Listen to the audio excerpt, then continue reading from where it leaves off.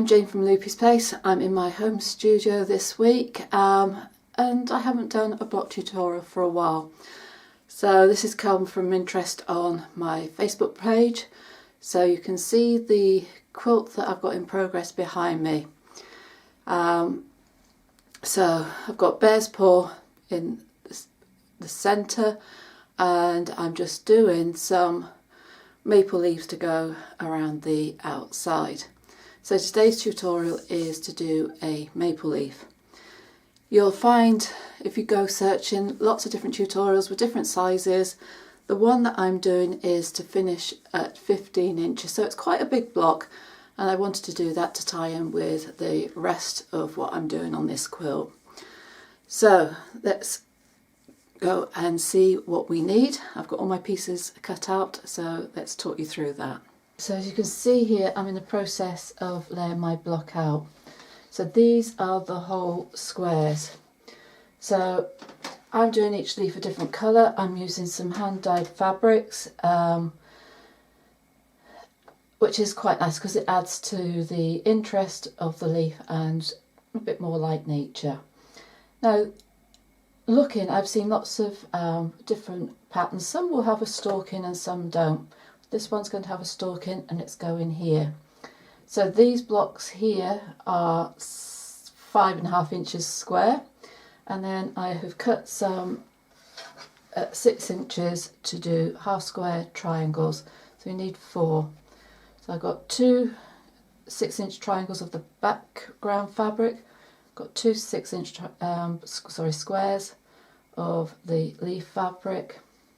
I've got a 1 1/4 inch by 8-inch rectangle, and this square was 6 inches, and I've cut it in half diagonally, and this is where the stalk bit is going to add in. You can choose colours for your stalk. Some will go for the same colour as the leaves, some will go for brown. I had some brown here, so that's what I've done, just using up pieces of fabric that I've already got. So I'm going to start sewing these together now. So as is usual for a for patchwork, I'm using a 1/4 inch seam allowance. Just going to pair up one of the leaf fabrics with one of the background. You can see that I've drawn a line diagonally, and I'm going to stitch a 1/4 inch either side.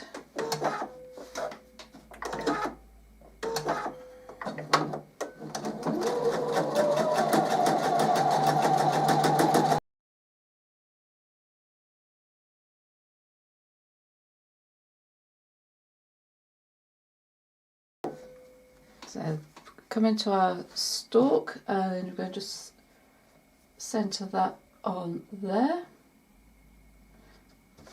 There is plenty of room for trimming this down, so it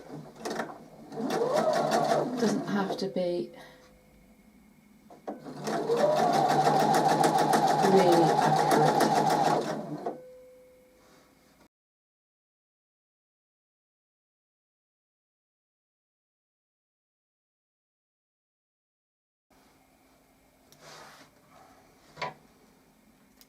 There we are, just the other side to add on.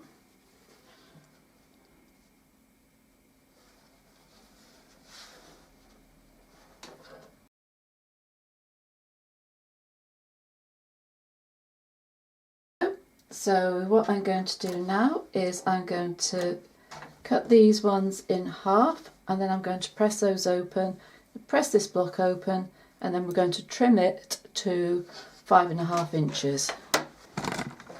Alright, so we're going to come and trim them. We want these 5.5 inches, and what I'm doing is I'm just going to find my 5.5 inch marker there, corner. I'm just going to make sure basically that goes centrally down the brown, and then I'm going to trim the top and the side as I would do normally. Flip it, make sure it's 5.5, There we go.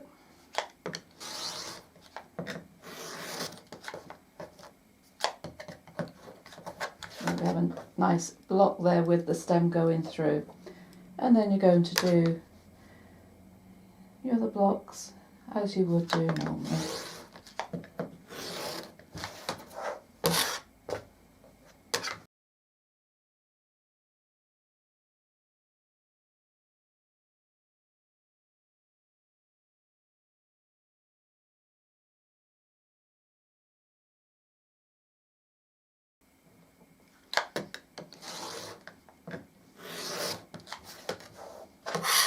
So now there's the trim, we're going to build up our block.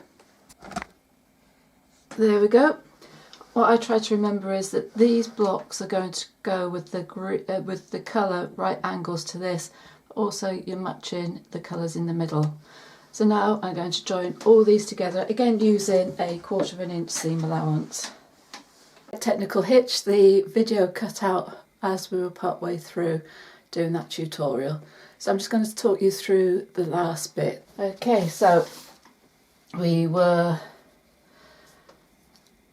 joining our rows together. So we're using a 1/4 inch seam allowance. So join into rows, and then we're going to join our rows together. And this is the completed block after it's been pressed. So I hope you found that useful. So I really enjoyed making this block. I think using hand dyed fabrics is a great way to go, as in nature we don't have uniform colours. Batiks will probably look nice on this as well. So I hope you enjoyed making them. Do share your progress with us. We look forward to speaking to you again. Hit the subscription button below and hit the bell and you'll get notifications when new content is added. I'll be back very soon. In the meantime,